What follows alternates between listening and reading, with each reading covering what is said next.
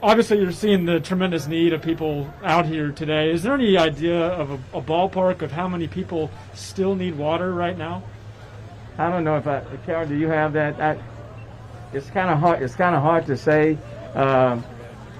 It's tens of thousands. Director Hatter says it's tens of thousands. The reality is that there are so many busted water pipes, and in order for them to get their homes repaired, they have to turn off the water. So, and then there are a lot of people who are still needing plumbers, and or the supplies. So I would say tens of thousands across the region. And just on a personal level, this is one of the areas that we've been using for testing for COVID-19. What's it like to see it in this emergency type of setting, a disaster, with people now coming back here for water? Well, we adapt. We are having to deal with multiple situations at the same time. COVID has not gone away. I'm glad you brought that up. COVID has not gone away. And so this has been converted to this mass water distribution site. As of tomorrow, we go back fully to our testing and to our vaccine distribution. And this week, as I talked with Director Williams on last night, the goal is to double our efforts for this week going forward. So, that people have been very, very resilient. When they've dealt with the coronavirus for the entire year, and then while we are still dealing with it in the midst of getting these shots in people's arms to have to deal with this weather storm, I can't say enough for the resilience of people across, not just in the city of Houston, but across the state. I know you guys are doing as much as you can possibly do holding these events, but is there anything that you want to tell those families that haven't showered in 4 or 5 days and are getting water, searching for water to flush their toilets? I just want people to know that we're working on it every single day, every single hour of the day.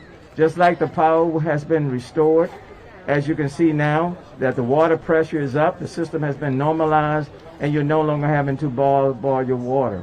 Now the focus is on the recovery phase, helping people to stabilize their own lives. And so that's why we are naming the relief fund announcing the relief fund tomorrow, because we know that people need help as quickly as possible to repair their homes. That's why I made the request on FEMA through the Office of Emergency Management for more licensed plumbers and more materials and supplies.